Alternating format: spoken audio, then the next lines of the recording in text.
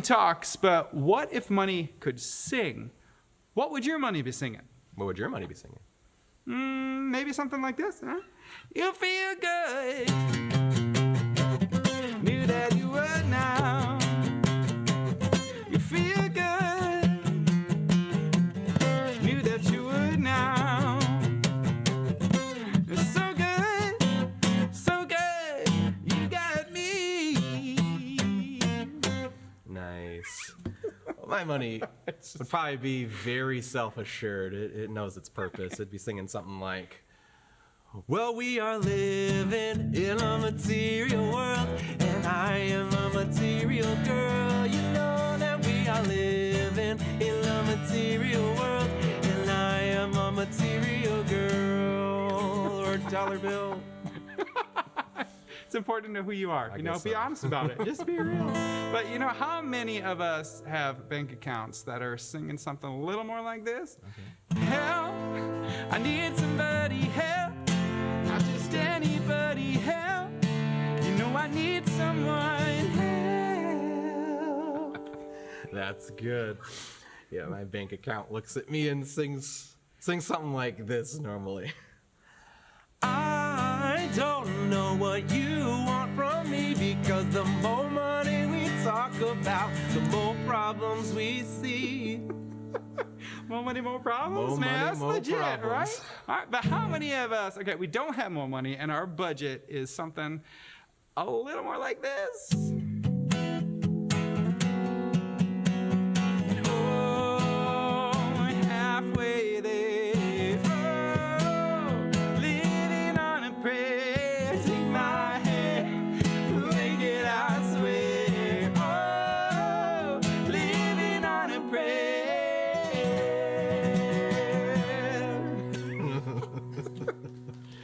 That's good. If your money could sing, what song would it sing? Tell the person next to you, tell us in the chat what song your money would sing. My money would probably sing, never gonna give you up, never gonna let you down. Yes, I think my money would rickroll me. That's my conclusion. Well, hey, today we are wrapping up our series, Better, and this has been such a fun series to teach through, because we're not just learning how to make this year better than last year, we're learning how to be better at life, and we've been tackling very important and practical topics like better work and better health and better parenting. Well, today I'm going to wrap up this series by talking about better finances. Now, I know that when you woke up this morning, you thought to yourself, when I go to church today, I really hope the preacher talks about money in church. And in fact, if he could at some point try to leverage guilt to manipulate me to give to the church, that would be the cherry on my sundae. I know, it's like I'm a mind reader. No, today is not about give to the church. You're not going to hear me say give to the church, and there's going to be certainly no manipulation using guilt or any other tools. Today is truly about better finances, and the reason why we included this in the series is because your finances are a central part of your life. You spend more of your adult life on earning money, spending money, investing money, saving money, planning for money than you do anything else in your adult life. This is so central that if you don't get finances right, you're going to struggle flourishing in life. That's why we're talking about better finances, because you've probably noticed that when you have financial struggles, challenges, worries, stress, problems, you notice how those don't stay neatly compact in the financial category of your life. Financial worries and stress overspill into other areas of your life, like your marriage, or your mental health, or your physical health, or your ability to get a good night's sleep. Now, by the way, if that's you, if you're in a place where you've noticed that financial challenges are overflowing into other areas of life, we want to come alongside of you and help you beyond this sermon. So if that's you, I want you to know that coming up in early March, we're starting Financial Peace University. This is a nationally used program to help people get better at finances so we can deal with and eliminate those money problems, because if we get money right, it is one of the keys to human flourishing. But today, we're just going to talk about one aspect of better finances. Now, you would think that as Americans, we would already have a handle on this, because one of the great things about living in America is that from sea to shining sea, we have more resources, more technology, more opportunity, more wealth, more possessions than any people on planet Earth. You have more opportunities to generate more wealth than people living in any other superpower or any other region on Earth. You have more opportunity than anyone living in the European Union or in China or any Asian country or South America or Africa. We have this amazing amount of resources as Americans. In fact, I imagine that people from other parts of the world would look at us and say, how in the world could you have stress when it comes to money? You're America. How in the world could you have problems when it comes to money? You guys are Americans, and here's the reason why. Capitalism and living in a capitalistic culture, capitalism is amazing at generating wealth, but it is poor at connecting the dots between your finances and joy, between your finances and flourishing, thriving, satisfaction. And today, we're going to read something that Jesus taught in a parable that connects those dots for us. Now, the parable we read today, it was originally taught to an ancient culture, which was poor. It was, people that were oppressed by the Romans. It was subsistence living. Yet, you would think that Jesus was teaching this parable to those of us living in modern America. I don't know if there's a parable that hits Americans like the way that this one does. Now, if you're new to the Bible, a parable is simply a story that Jesus told to help us see something from God's perspective. Now, one time, we're going to be in Luke chapter 12, Jesus was preaching this sermon. In fact, the entire chapter of the Bible is a sermon that Jesus preached, and right in the middle of the sermon, somebody has the audacity to interrupt him while he's in the sermon, okay? But Jesus is such a masterful teacher, he actually takes the interruption and leverages it to make his point, and then he keeps right on going. It's a master class in live public speaking. But we're going to see in this parable something that is critical for us to get a handle on. And if you lean into the idea that Jesus taught, you will experience better finances. So today we are in Luke chapter 12. Here's how it begins. Someone in the crowd said to him, "Teacher, tell my brother to divide the inheritance with me." So again, if you look at the first 12 verses of this chapter, Jesus is preaching a sermon, and then someone interrupts. This would be like someone this morning in the fifth row, all of a sudden standing up, waving his hand and saying, "Excuse me, Jason, hey, listen, loved that dad joke you had. That was great, but listen, let's talk about me, okay? I want you to solve a problem for me. Tell my brother to give me what I deserve." Now, Jesus, he doesn't seem to be offended by the interruption, but he is greatly concerned about the attitude of this man. Now, we don't know anything about him. We don't know if his claim was legitimate or not. We don't know if his brother was right there in the audience with him. Awkward. But Jesus does see something in this man's attitude that concerns him. And what he sees in his attitude is this: I deserve it. My brother has something that I deserve, and he's not giving me what I deserve. Now, our culture teaches us to live with this attitude, this thought, this feeling of, I deserve it. Okay, think about some of the ads that we see.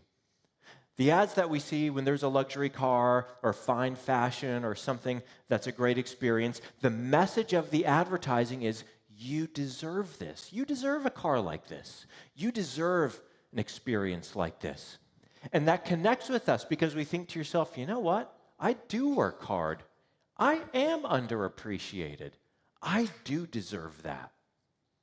We look at things we don't have yet and say, yes, I deserve that. And we definitely experience around what you already have. When you look at your current money and possessions, we definitely think, I deserve this. Now, since we're heading into an election year, there's a conservative and a liberal version of I deserve this. Pay attention to some of the messaging that you hear, because it's the same attitude on different platforms. See, people on the left say things like, well, we should help the poor. Well, how are we going to pay for that? Well, tax the rich. See, they don't deserve what they have, but don't tax me. I deserve what I've earned, okay? Then there's a right-leaning version of that says, if the poor are in need, I feel bad, but they should do what I did and work hard and earn a good living because I deserve what I have. I worked for it. And then our libertarian friends come in and say, well, don't tax me. Taxes are theft. I deserve what I have.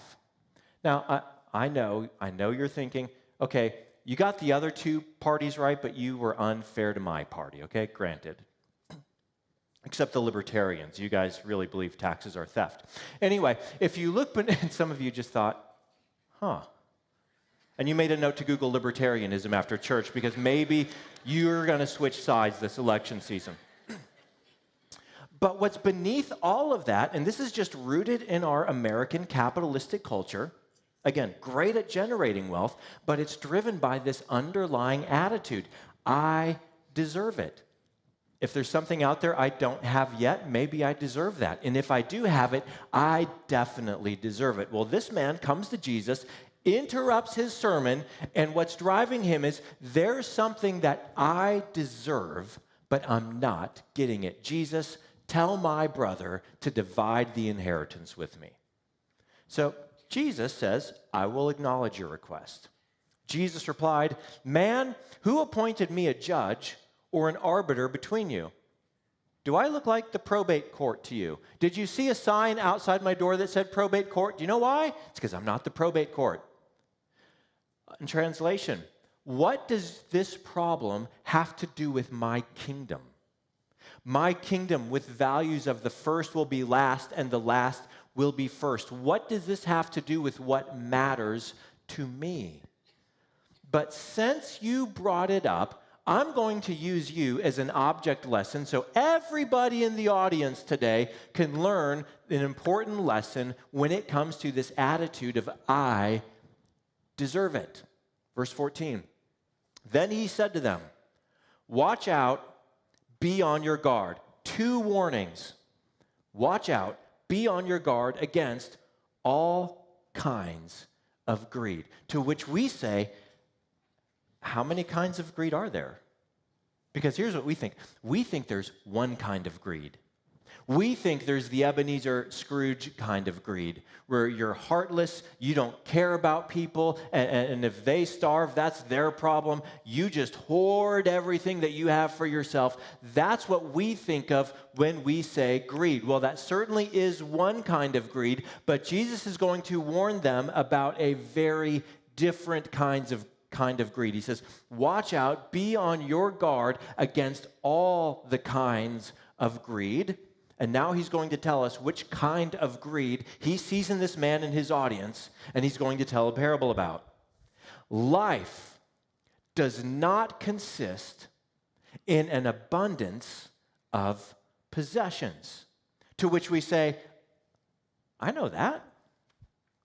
I know that the quality of my life does not equal the abundance of my possessions. I know the amount of dollars that I have is not equal to the quality of my life. I know that what I drive and what I wear and the level of quality of vacations I go on has no bearing on how important I am or how valuable my life is or the quality of life I can live. I know that. We would all say, I know that. But Jesus says, are you living in a way?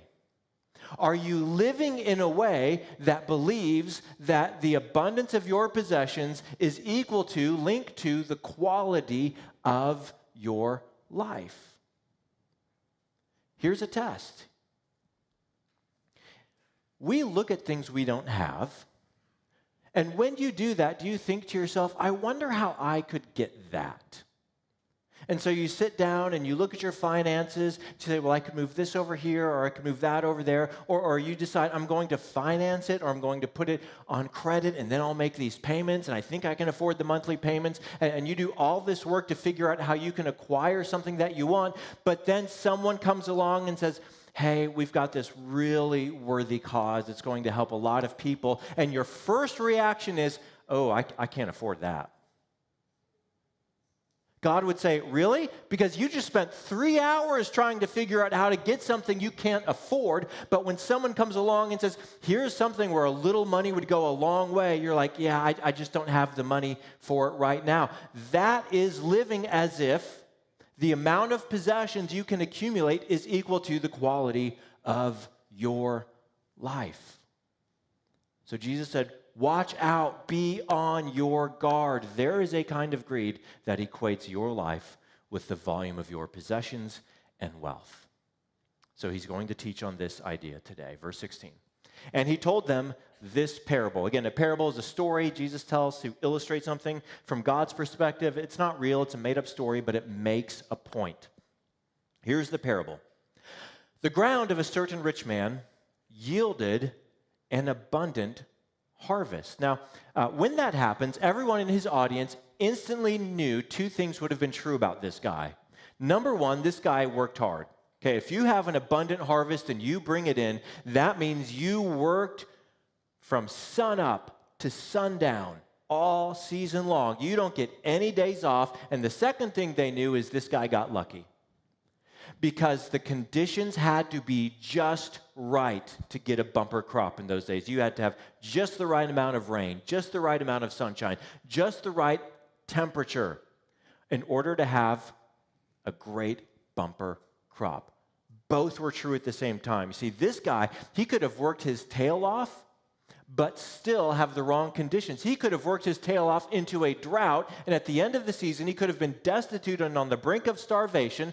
But here's a guy, a certain rich man, who had an abundant harvest. So he thought to himself, what shall I do? I have no place to store my crops. And people are now leaning in because they want to be this guy. I would love to have this problem. You're telling me I've got so much wealth I can't even store it all? That's awesome. That's the goal for many of us, but Jesus, of course, is setting this guy up as a warning to us. So we keep reading. Then he said, this is what I'll do. I will tear down my barns and build bigger ones, and there I will store my surplus grain. Now, here's a guy who's already rich at the beginning of the story, and much like our world, the rich get richer. And now this man suddenly has surplus. He has extra wealth. He already had wealth. Now he has extra wealth, which means that the rest of the parable, just to be clear, only applies to people who have extra wealth. If you do not have any extra wealth, what comes next does not apply to you. You're off the hook today. So the question is, do you have extra wealth? Okay, let's figure this out.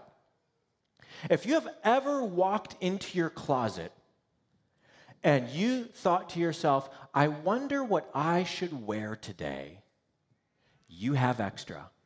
You have choices when it comes to the clothes you wear. That's extra. And if you have ever asked, where do you want to go out tonight? You have options. You can choose wherever you want to go and eat. You have extra. And if you've said, which car are we taking? You have extra. You have more than one car. That's an astonishing amount of wealth. If you have ever traded in something that worked for a newer version of something that works, in fact, your old one worked so well, someone said, we're going to pay you money for your old one because it still has so much value, so you can upgrade to a new one. That means that you have extra. If you have ever leveraged tax planning, you have extra. If you have ever started your day in your sleeping clothes and then put on your work or your school clothes and then put on your workout or exercise clothes and then you put on some lounging clothes and then you put on some date clothes. In other words, if you have ever changed clothes in the middle of your day, you have extra. And that's awesome. There's no guilt in having extra. There is no shame in having extra. You did not decide, I think I'll be born in America. I think I'll live in the 21st century. That just happened by God's providence. But the reality is, like this man, unless you don't have those things, then you don't have extra. You don't have to do anything else that comes today. This is only for people who have extra. And this man in the parable, he realizes, I have extra wealth. Here's my plan for my surplus grain. I'll tear down my barns. I'll build bigger barns, the rest of his plan, and I'll say to myself, you have plenty of grain laid up for many years. Take life easy. Eat, drink, and be merry. Now, in America, we call this retirement. We assume retirement is in the future. By the way, if you assume you're going to retire someday, you have extra. Because there was no retirement in that generation. Nobody retired. This guy made it. This guy achieved the financial dream. He's going to quit working, and he's going to take life easy, and he's going to eat, drink, and be merry. Now, he's quickly put together a rock-solid financial plan. Let's review his financial plan. Step 1, harvest bumper crop. Step 2, build bigger barns. Step 3, achieve financial independence. Step 4, eat, drink, and be merry. Step 5, remember to not die. Now, this is a solid plan. Now, I know that we have some financial planners and advisors in the church. This is not copyrighted. You can use this with your clients if you want to, because this is so good. It's bulletproof, but it overlooks one very small detail. And the detail is in the next 2 words of the parable. But God. See, he overlooked that piece of his financial plan. If you notice in the parable, it's a monologue. There's only one character, and he only talks to himself. He's not seeking wisdom. He's not gathering counsel. He's just talking to himself. What shall I do with all of my surplus grain? And he never considers why God made the perfect conditions happen for him to become wealthy. He never considers what the purpose of this extra wealth is from God's perspective. He never considers what God thinks about all of this. But God said to him, "You fool." Fool? We're trying to achieve his life. What do you mean, fool? That's what we want for ourselves. What do you mean, you fool? You fool, this very night, your life will be demanded from you. Like, God, are you kidding me?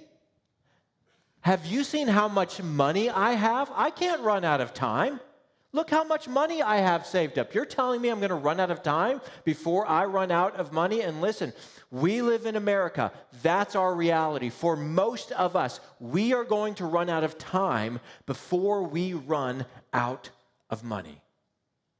You fool, this very night your life will be demanded from you. Then, who will get what you have prepared for yourself?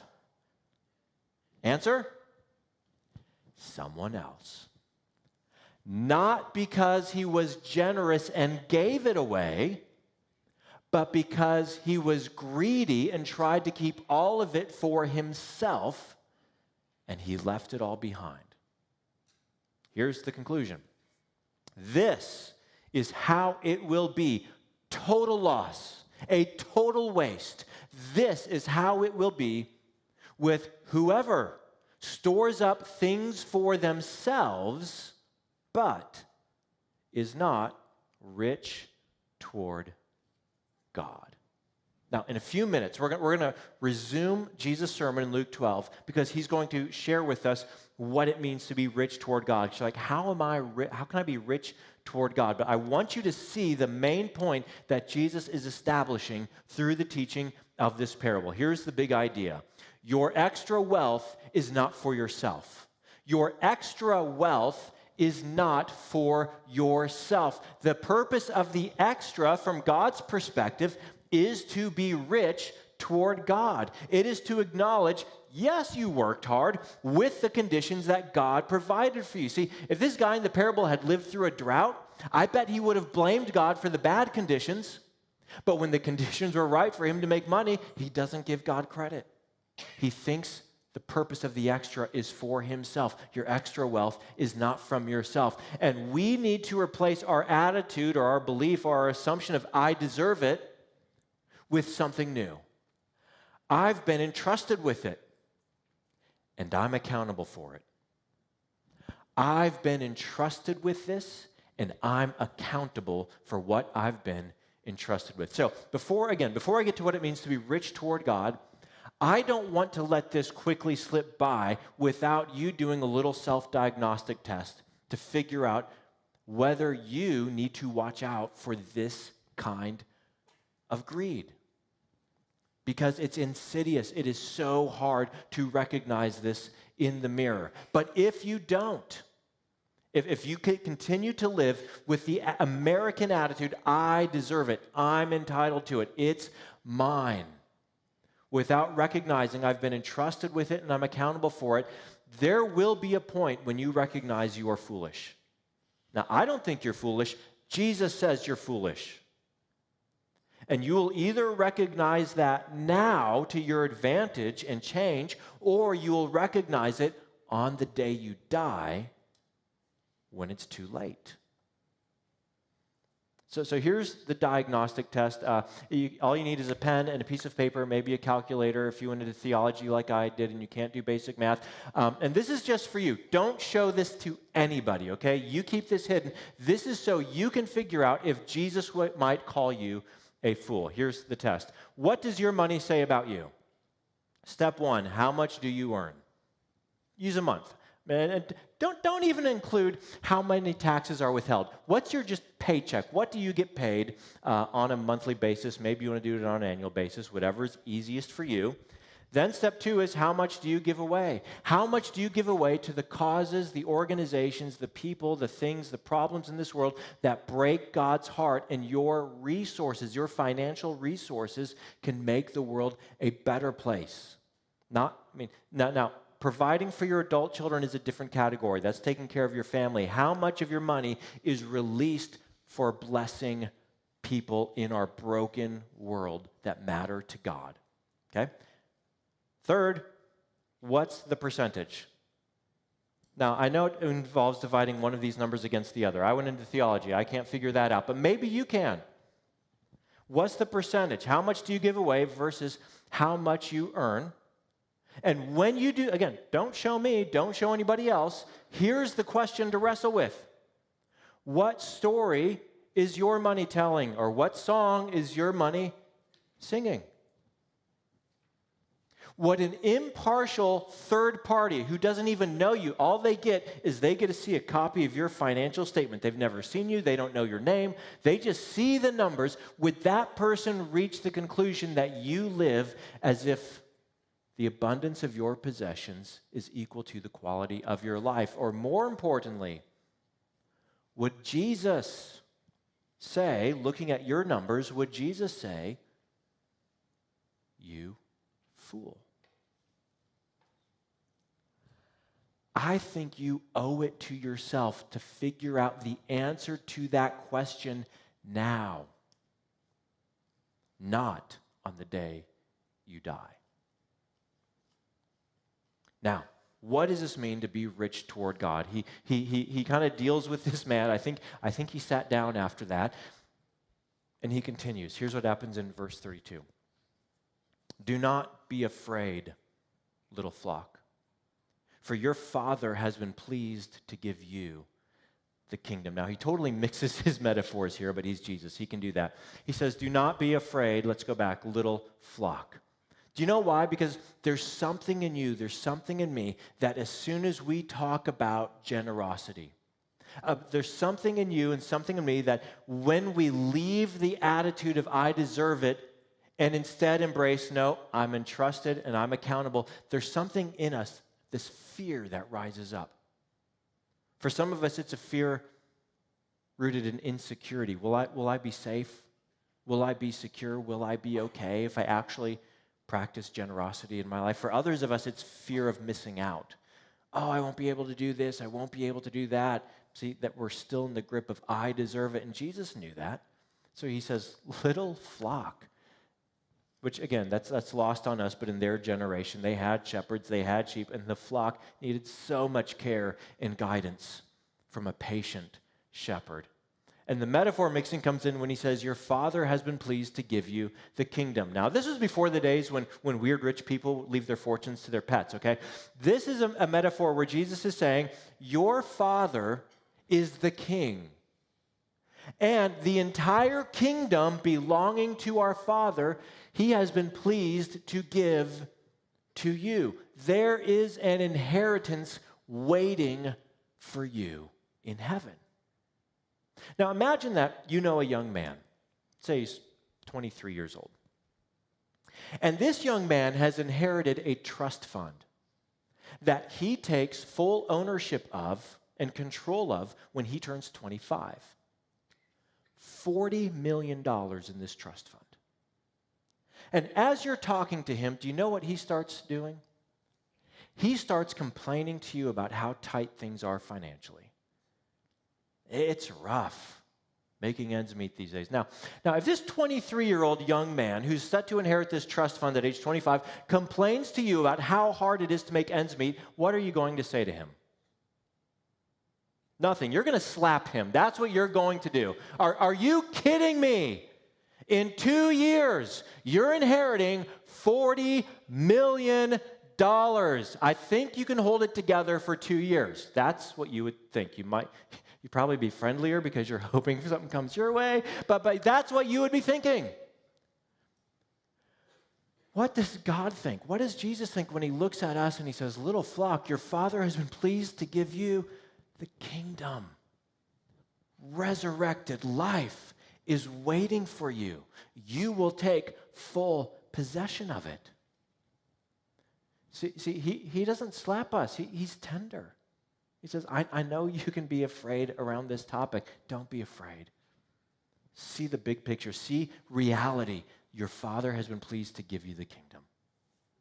So use this short time to do something good in our world. Here's what he suggests. Here's what it looks like to be rich toward God. Sell your extra, we might say, possessions and give to the poor. Provide purses for yourself. This is, what contains their money. You can say wallet, satchel, man bag, all the same thing. Provide purses for yourself that will not wear out. A treasure in heaven that will never fail, where no thief comes near and no moth destroys, for where your treasure is, there your heart will be also. Imagine that you lived in the South in the time of the Civil War. And imagine that all of your wealth is stored up in Confederate currency. And imagine that you know that the war is coming to an end and the Confederacy will lose to the Union. What would you do with all of your Confederate currency if you knew that was the reality? You would convert it into something that has lasting value. You would buy gold, you would buy land, you would buy commodities, something that after this war will have lasting value. Jesus is saying, you see your stack of dollars, you see your possessions, you know what? That currency is about to be reduced to a value of 0. So what if while you still have the opportunity, you converted your currency into something that has lasting value. What if we converted our extra currency into something that does the work of God in our generation? That changes people's lives, that changes people's eternal destinations. That's what Jesus is inviting us into. You see, that's better finances because that's the kind of investing that will yield an eternal harvest in God's kingdom. Have no fear, little flock. Your Father has been pleased. It is his delight to give you his kingdom. So let's be rich toward God. Let's convert our wealth into something that matters, and you will have better finances. Let's pray.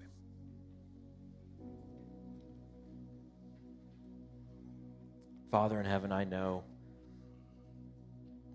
that when it comes to finances, I know that in a room like this, with an audience like this, we are in all kinds of different places when it comes to our financial realities. Holy Spirit, I pray that you will work in the hearts of everyone, that we don't see this as a burden, we don't see this as guilt, we see this as your loving invitation to have something to show for our lives, as a loving invitation to store up treasure in heaven, as a loving invitation to trust you and delight in our true wealth, our true inheritance, our true joy with you in heaven. Give us the humility, give us the wisdom, give us the courage to call out what is true in our lives today, and the eyes to see what is to come, so that we will follow you boldly into a future where our lives are free from all kinds of greed, so that we can be better with the wealth you've entrusted to us. May many lives and eternities be changed from the generosity of these people. Amen.